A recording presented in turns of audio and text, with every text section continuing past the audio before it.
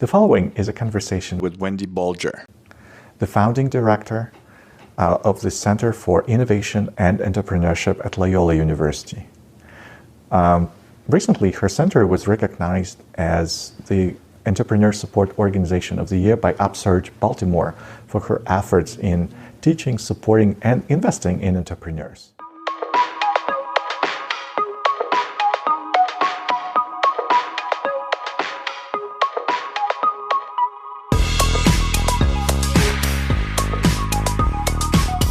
I looked through your LinkedIn profile. You had a number of corporate jobs at Intel, then you switched to nonprofit work. So could you talk a little bit about your career journey and what inspired you to be involved in community work, particularly in innovation with entrepreneurs? Sure. I characterize myself as an intrapreneur, and that's a word that I landed on after several experiences of being an innovator or an entrepreneur inside a larger organization. And then I realized there was a word out there to describe the kind of work I love to do. So I love to start new things. And I've had the luxury of being able to do that with a little more security, with the comfort and the context of a larger institution. So I've done that. When I was at Intel, I worked in the new business group. So we were all about creating new products in this huge company, trying to think about other ways to expand their business. And I've done it in the nonprofit sector. And now I'm really loving learning about higher ed, and I took the job at Loyola because it was an opportunity to build a brand new center. So the deans who hired me had raised some seed funds to get our center started, and they needed someone who could help actually make that happen. So for me, that's a way to always keep growing and keep learning, keeping the learning curve, sharp up, hockey stick up. And so I've been able to learn a lot and meet a lot of amazing, inspiring people, and contribute to the ecosystem. In particular, for me, what was attractive about this role was the fact that there was prioritized that there would be engagement with the community in Baltimore, and that's a big part of the work for me. Very cool. I might have some questions about that for you. But in your current role as essentially director for the Center for Innovation and Entrepreneurship, what exactly do you get paid to do? Luckily, one of the things I love about this job is I do not get paid to do a lot of meetings. So unlike a lot of other jobs I've ever had or anybody's ever had, I am not sitting in a lot of meetings. And I have to say, that's such a gift. And so I get to go out and be more of an innovator. But my work is divided it's supposed to be 50-50 between engaging with the community and supporting, in particular, underrepresented or underserved entrepreneurs in Baltimore. About half of that with the community, and then the other half working with students. We have a minor in innovation and entrepreneurship. We have leadership opportunities. I mentor and advise them around how developing their own career paths and thinking about whether they go on to be entrepreneurs right away, or maybe they just can learn from us about an entrepreneurial mindset or how to be innovators in their personal lives.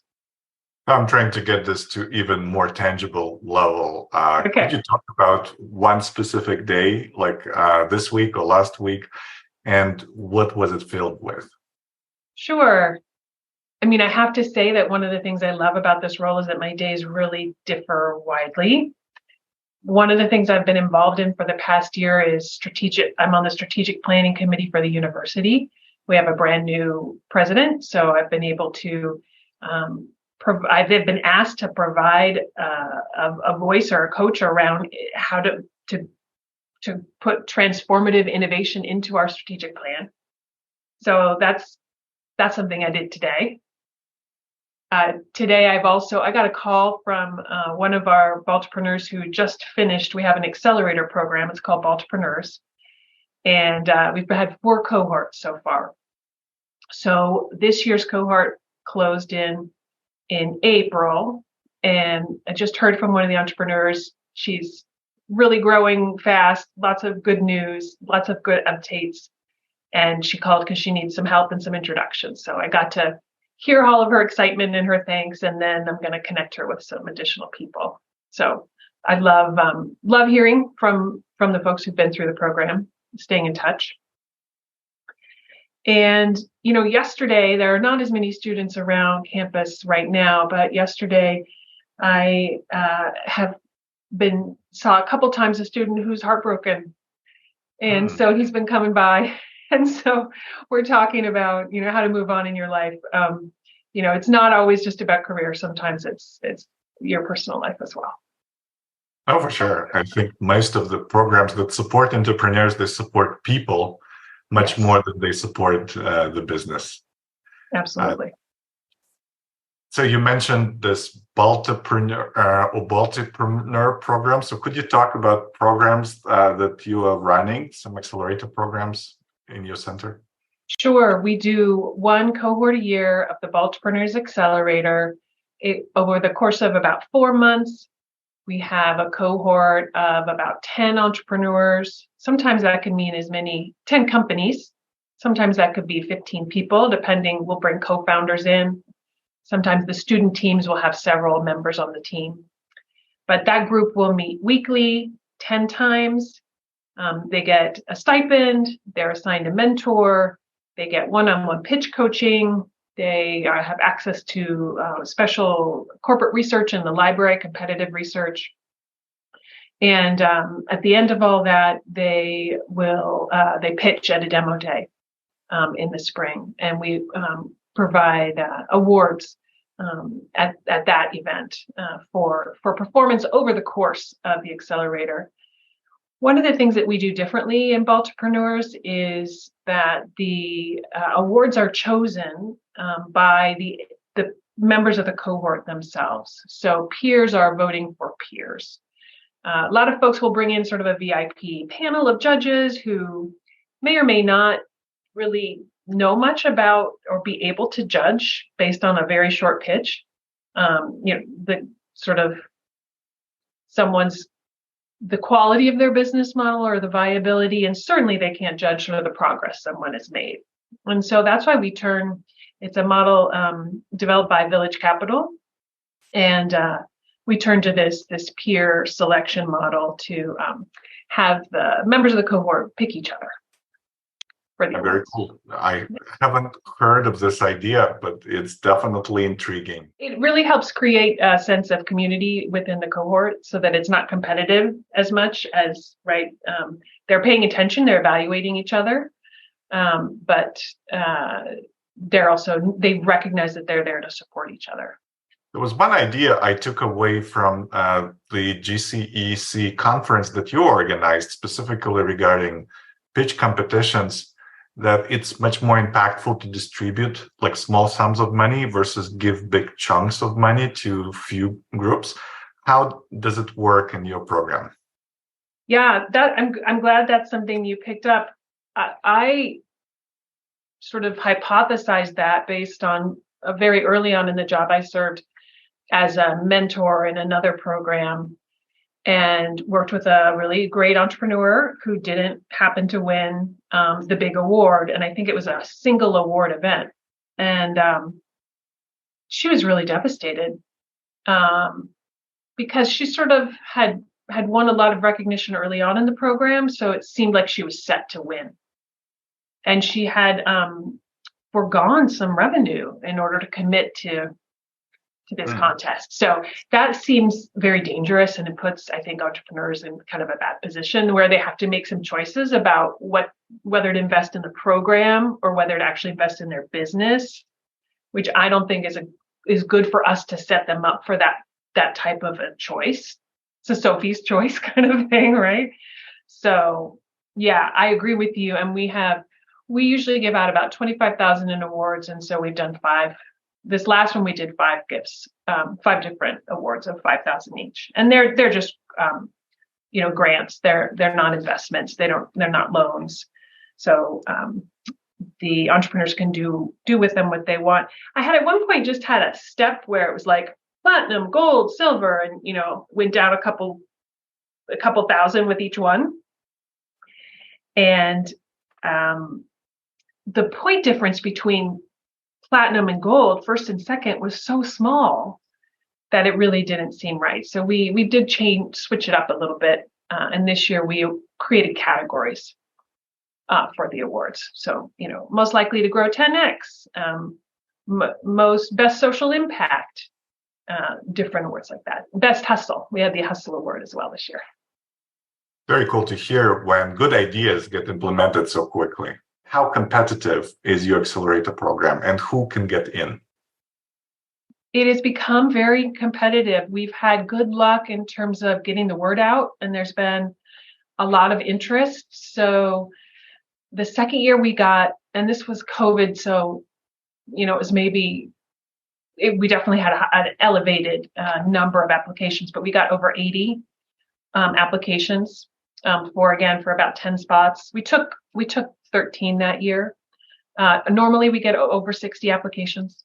So it is extremely competitive. It might be harder to get into than as an undergrad at the university level, right? And our applicants come from the community, from Baltimore, folks who, sort of adults who live in this city. And we preference entrepreneurs of color and women founders and others who have been, so we've had some vets and folks who identify as LGBTQ+. So we're looking for a diverse cohort. We always, in addition to the entrepreneurs from Baltimore, we always have a faculty entrepreneur and or a couple student teams in the mix as well. Okay, so they are working together essentially. Yeah.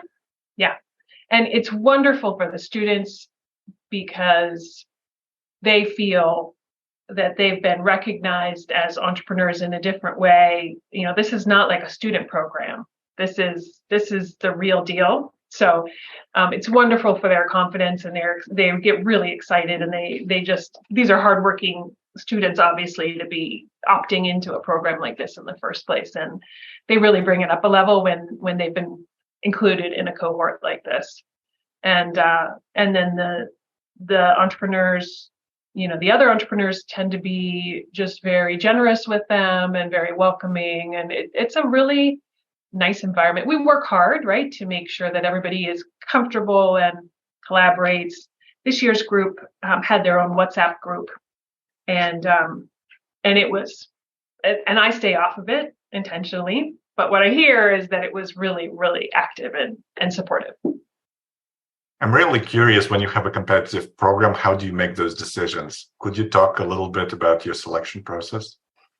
Oh, how we choose who gets in? Yes. Yeah, sure. So everybody gets read twice. So we have an evaluation committee. I have as many as 12, or I think we've had 15 volunteers who help us read through all those applications.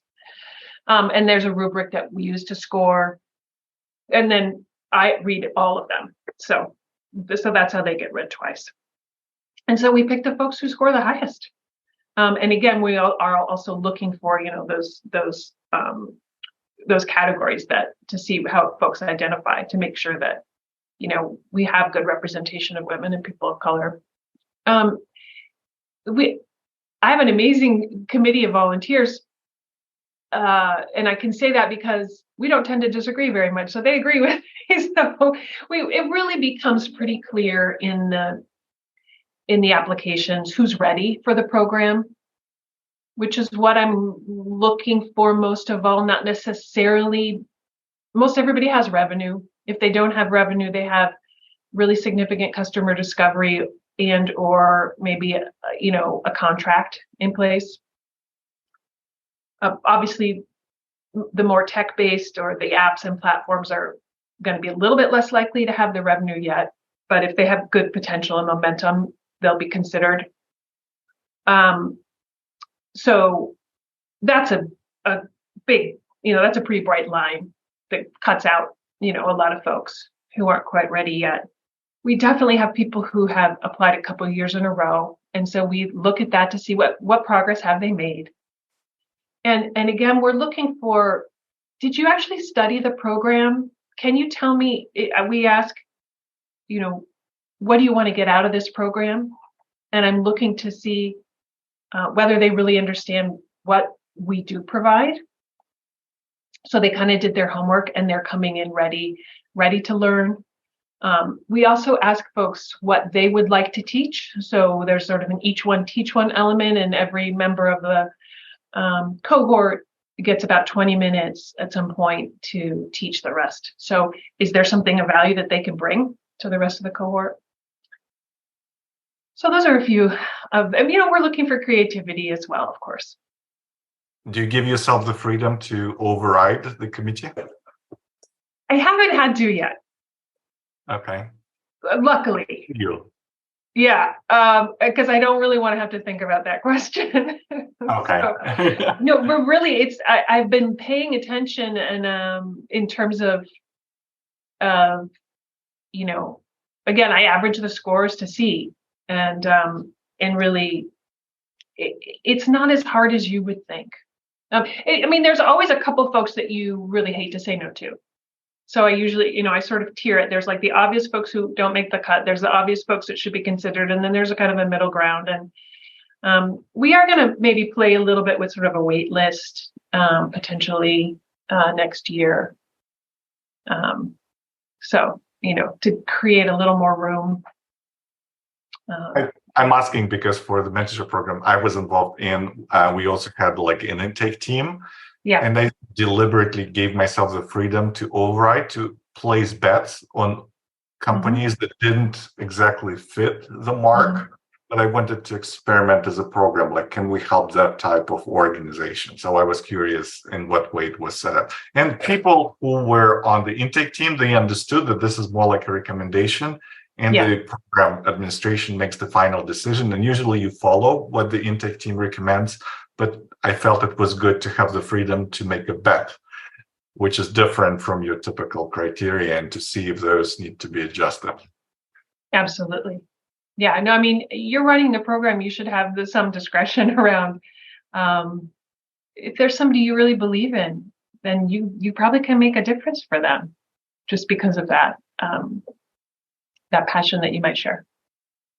I agree. You mentioned that a big piece of the program is mentorship. Could you talk a little bit about this side? How do you select mentors, and what does the matching process look like? So it's a very curated, I think is the new term for something like this, a very curated process in that I don't have a mentor pool per se. So each cohort, when they confirm, and that is something where I have put someone on a wait list where it's like, we will let you in if we can find the right mentor for you. And we're not sure if we can. So that is where we have had people, and we have been able to find that person.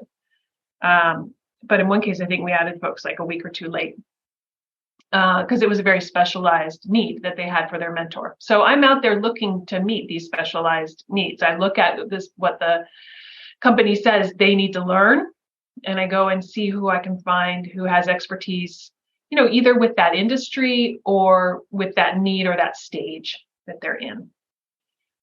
We have great luck when we go to the Loyola Alumni Network and recruit mentors from there.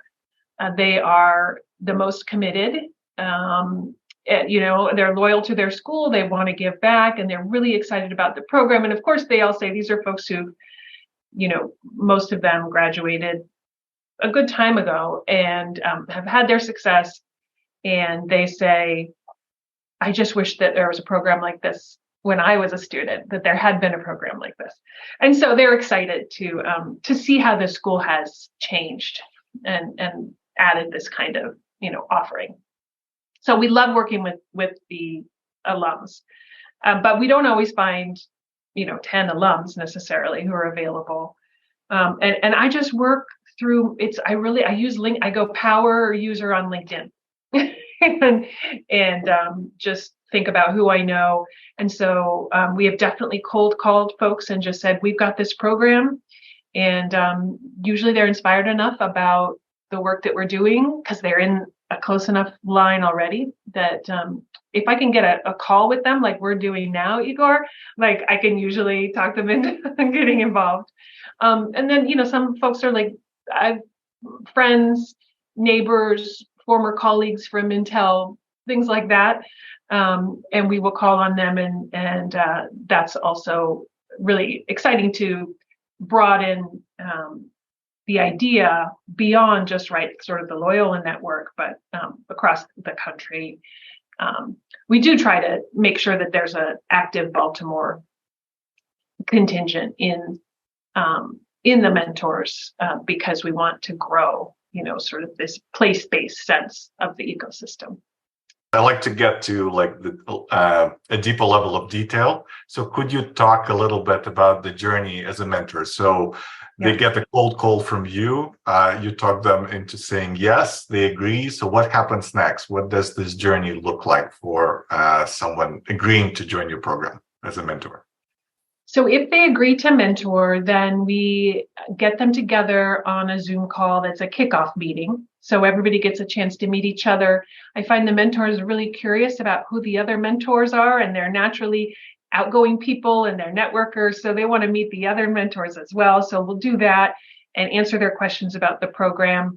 I like to bring on an expert to that call, whether it's a faculty member, who has expertise in coaching and mentorship. And so we've had that kind of voice in those kickoff calls. We've also brought on folks to demo some of the different learning platforms that we use through the program so that they get some familiarity of how to take advantage of those platforms. So there's a kickoff, and then we really place the onus on the entrepreneurs to reach out to the mentors. So they're responsible for setting up the meetings. I don't want to ask any more of the mentors than they're already given. We tell them it's a commitment of an hour a week over 10 weeks. And again, the mentee is the one who sort of sets up that schedule.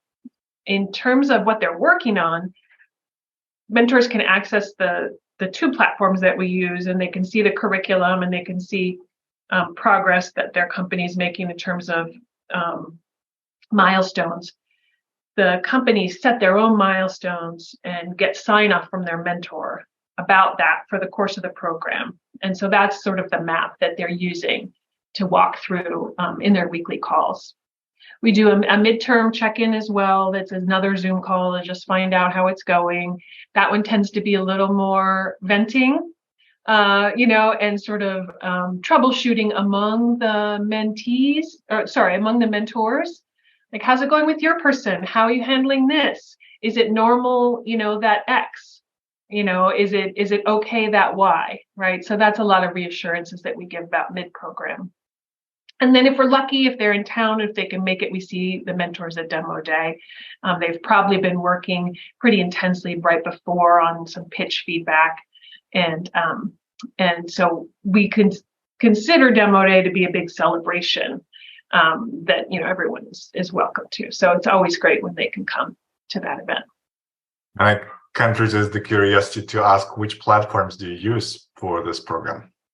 So we've been part of a pilot that's been funded by TEDCO, which is our state economic development corporation, and MBIA, which is the Maryland Business Innovation Association. They have funded us to use a platform called Founder Track.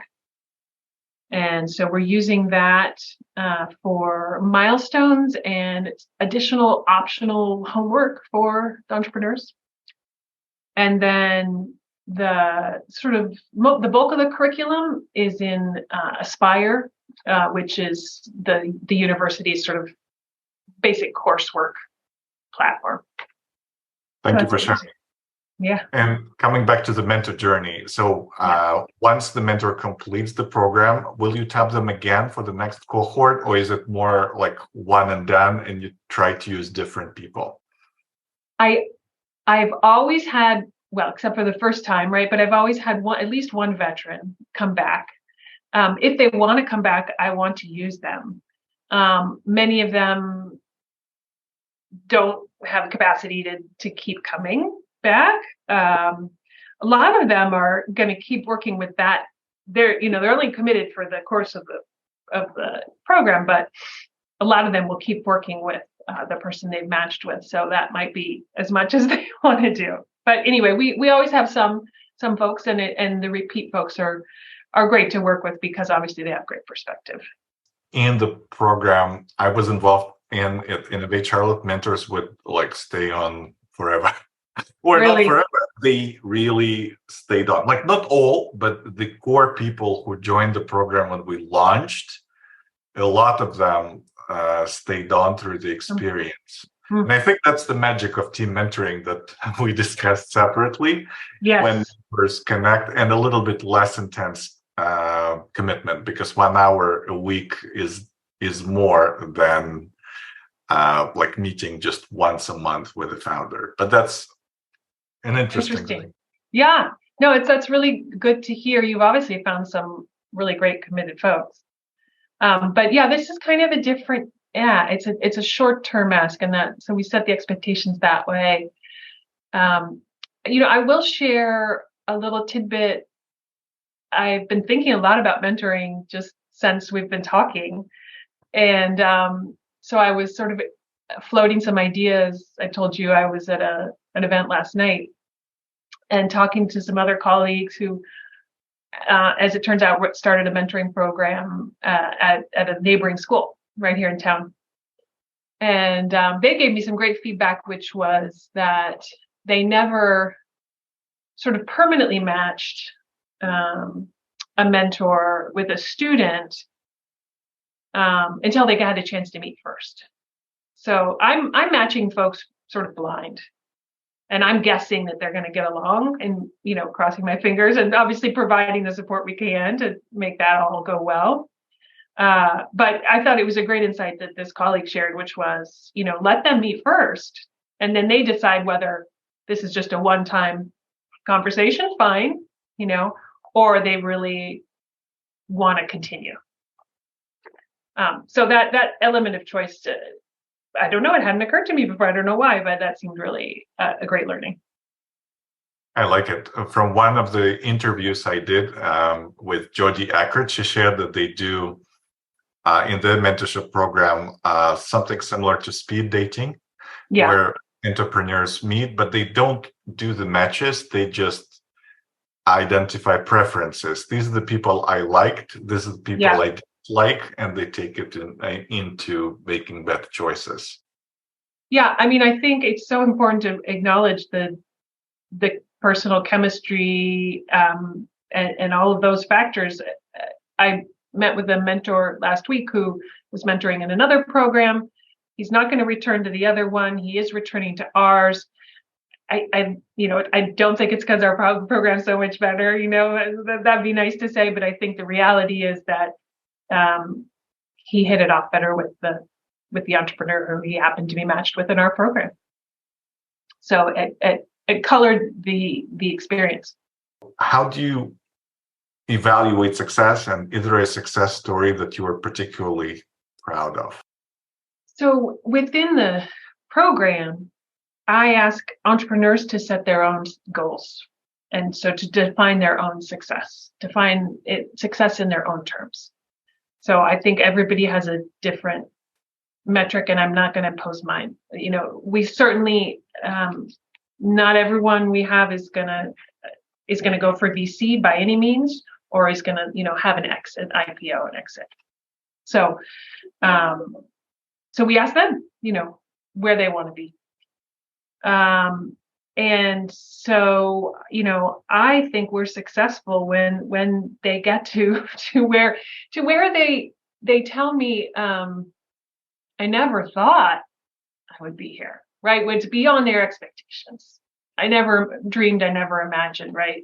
This is not, and also I never could have done this without your program. So I heard that today from my entrepreneur who called me, so I'm having that made my day. And I don't get that call every day, but I get them often enough that,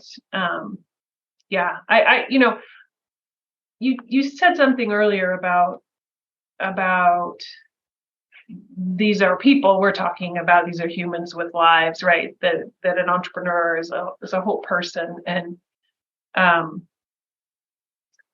I very much am happy to see where folks just have a growth in confidence. And I see that impacts the way they're able to run their business. And so I think that's something, if we can, give people more agency, empower them, they are able to lead with more success.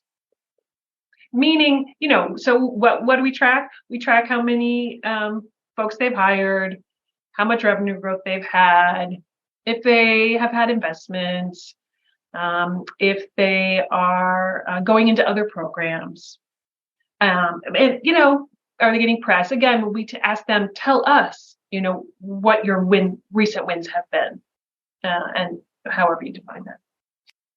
I love it, and I think a lot of organizations are doing the same things. So essentially, we are tracking the activity as a leading indicator. So if they're not engaging, it's unlikely they will be very successful. It might be, but that's a leading indicator. In terms of a specific success story, and do you have one that you could share? Oh gosh. So we have a company that's acquired another company, and they're in grocery stores all across the region. Stone's Throw Hash. They do like prepared breakfast product. Several of our food businesses really have done well. We have a cheesecake company that is all over. He's Kroger, I think. So he's distributing nationally with Kroger. We have a grilled cheese company, Hiatus Cheesecake. The grilled cheese is a friendly bread, and they are with Giant now, right? Again, getting national distribution. So in the food, those are some of the stories. The tech companies, we have Ashley Williams is the founder of Climb, which is an app that's used in schools to help with mindfulness for students. And she has had just serial investments from TEDCO, which I've mentioned, our state economic development authority, also from Techstars. So she's been in Techstars. And she has some other things that are not being announced yet, but really good progress in the VC arena. Who else? I mean, the woman who I spoke to today started out with about 100 Instagram followers and told us that was her biggest fear, was sort of how to tackle social media, and something that she was really avoiding and not wanting to embrace as a founder. And today she told me she's got 20,000 followers. One of her reels just got 1 million views, and all that, social media is resulting in some paid speaking gigs with some potential clients who she'll be following up with. So she made some goals for herself around social media. It brought her into a completely new space in terms of her comfort with putting herself out there and the responses that she was getting on that. And it led to leading to customers.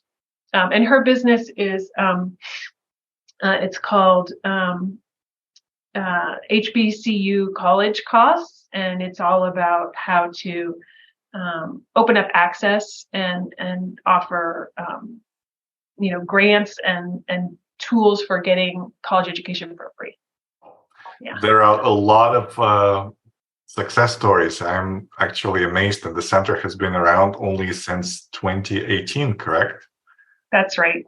Thank you. Thank you. Congratulations. That's you. very cool. Yeah. In terms of running the whole operation, how hands-on are you and your team? And you could talk a little bit about your team are involved. Like, what are the points where you have to kind of be in the middle of things for each cohort? Yeah, we're here every night, every night of the program, leading the program, recruiting the applications, reading the applications, running the program. It's me, and I have a program administrator who's wonderful. Her name's Jennifer Sullivan, and she stays every night for the accelerator program. And and then of course we're also working with students when we're not running the accelerator. So it's very hands-on. The other team member is an entrepreneur in residence. That's actually an open position right now. So we're recruiting and looking for the next person there. But that is a faculty role that, we see it actually in the new person will add some capacity, we think, to what we're doing. So in some ways, we'll be growing the team by bringing that person on. That kind of completes my picture in my head in a very tangible way of this accelerator program. Is there anything else or other activities that your center is involved with beyond this accelerator? Yeah, well, a lot of the things that we do, again, in the community are sort of part of the accelerator. So we have a student consulting group, and they offer services back to Accelerator. They also offer, anyone can apply for short-term consulting projects with the student consulting group. So that's a student run, it's a club, but we integrate with them. We also are starting a new program we piloted this year, women's boot camps. And it's like conceived of as a pre-accelerator program. So we do that to get the word out, especially to women entrepreneurs, about the program, and hopefully increase, their participation in it. So we basically did these women boot camp evening was a pitch competition. We gave away, I think, $1,000 or maybe $500 prize. Again, the women voted for each other that evening, and then asked questions about. We brought in some alums. Women alums from the program. They asked questions. How was it? What did you get out of it? How do you, get the most out of it if you are accepted? Tips on how to do a good application, because you can't really assume actually that people know how to write a good application, just something I've learned. So I really try to help coach people through that. And those have been amazing. So we're going to start doing more of those. The women who attended, several of them said they had never pitched before. They had never told anyone in public about their idea. So several of them were very early stage, and they would not necessarily be quite ready yet for our program. But they made friends right that night. It was 2 hours in the library, but it's in person and it's very interactive. And they, exchange contact information, and I expect that, they will continue to be supporters for each other as they do grow past idea stage, and hopefully someday, come into our program or another accelerator program. So the boot camps are something that we're going to grow and do more of those. For the students, we have a steering committee. So I work with students they help us lead the center, and they put on events, and we do sort of introduce them to ideas about leadership and about developing an entrepreneurial mindset.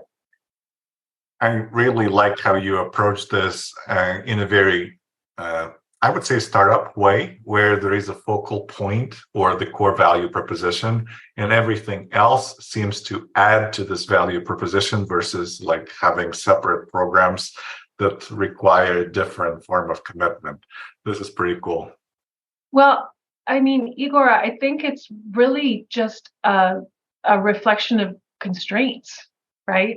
I mean, so it's like, we knew that we had to build an accelerator, and we are trying to grow our impact and grow our program as much as we can with limited staff and limited funds, right? So everything sort of builds off each other, and I think that's a natural way, right, for us to grow and And that's why startups work that way too.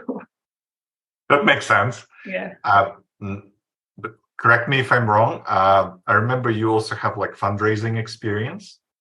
And is it part of your job to raise funds for the center? And what's your overall strategy that you found to be successful? And where do you see gaps where you would like to get more? So yeah, we've raised about 5 million since I've been here. We started out with about 2.5 that had been raised to seed funds. One of those gifts was an endowment gift. And so that's wonderful. It doesn't cover all our costs, but it really certainly helps. And so like the mentor learning, I think working with alums is fantastic. They are the folks who want to give back to the program. We've also found that funding, for example, our Loyola Angels program, I haven't shared about that with you yet, but that's a program where we're making angel investments in companies in Baltimore. And asks like that, where the funds or similarly like the awards that go to the Baltipreneurs, funding things that go directly back out into the community tend to be pretty easy asks to make. And again, it's like if I can get on the phone, if somebody will give me the time for a conversation, they're probably inclined to support us. So that's been great. What's challenging, of course, is covering overhead. Nobody wants to pay for staff and those kinds of costs. So that's what's harder for us to fundraise for. What would you like to see happen in a couple of years in your center? What's your greatest ambition? We are getting a lot of really positive feedback about the Loyola Angels program. And just briefly, we have a fund, the Loyola Angels Fund. It's $250,000. The funds go into angel investments. The investments are made based on recommendations by students. So we have a whole class, which is the Applied Angel Investing class, and students learn how to do due diligence and evaluate companies and make recommendations for those investments. So it's been very well received, certainly by the entrepreneurs who get a chance to get investment, also by the donors who are excited to be involved in this way, very much by the students who are so excited. One of them said, normally the decisions I make about a class, it might affect me, it might affect my grade. In this class, the decisions I make, they're going to affect the outcomes for that company. So there's tremendous responsibility. They took it really seriously. And because of that, I think they learned a lot. So we'd like to see it. We're going to continue with that program. We'd like to grow the fund. We'd like to, get more students involved in that kind of activity. And there might be some minors that develop around specializing in that kind of education. So there's some curricular development that I'm excited for us to see there. And again, I'm thinking more about mentorship and how that might be something that we could grow, again, pretty organically and pretty low cost, but high impact. So my fear, as I've shared with you before, is bringing in a lot of people that have to be managed and a lot of relationships that might need to be brokered. But I do know that there are models out there that we could probably learn from about how to do that efficiently. Yeah. I think there's one piece that we kind of talked about prior, and we talked briefly about, but maybe you could talk a little bit more. What's driving this passion for diversity and inclusion in all your activities, and how is this part of your mission and the value proposition to Baltimore community? Sure. So it's such a big question, but let me see what I can do, because there are a lot of different answers. I mean, the most simple, the basic answer is that the gift that seeded the Simon Center for Innovation Entrepreneurship was given with the understanding that that the funds would be used to support a transformation in Baltimore, to support job creation and wealth creation in Baltimore, and to address inequities in this city. So, from the get-go, we knew that was part of our charge. It makes sense that was something that we would be doing because of who we are as an institution. So Loyola is a Jesuit university, and so the Ignatian values, are very much rooted in social justice. And so this university has also always had a big commitment to the city in which we're placed. And, Baltimore is a majority minority city. It's losing population, including its Black population. Baltimore has a lot of challenges and has lost, the hiring manufacturing base that used to make it a wealthy, thriving city. And so most of the folks who are here and are committed to the city have an understanding that the way to turn it around is to make sure to elevate the folks who are here and try to address a history, right, of redlining and historic structural inequity that requires a very holistic response. But one little way, right, to try to create a change, we think, is through supporting entrepreneurs who are generating wealth in their communities. Thank you so much for sharing this perspective. And I know it was a difficult question to answer, and I really appreciate all the answers, like providing the details and you sharing your thinking. I really enjoyed talking to you. It's great talking to you as well. I really appreciate you reaching out. Thank you for tuning in to the Slice of Mentorship podcast. Today's episode was with Wendy Bolger, an amazing and a truly inspiring leader in economic development space. If you're interested in mentorship or are looking to build or scale your mentorship program, check out my website, Traction 5. So Traction 5 is a SaaS platform that can be used to create or upgrade a team mentorship program or an innovation program. And I look forward to engaging with you in the next episode.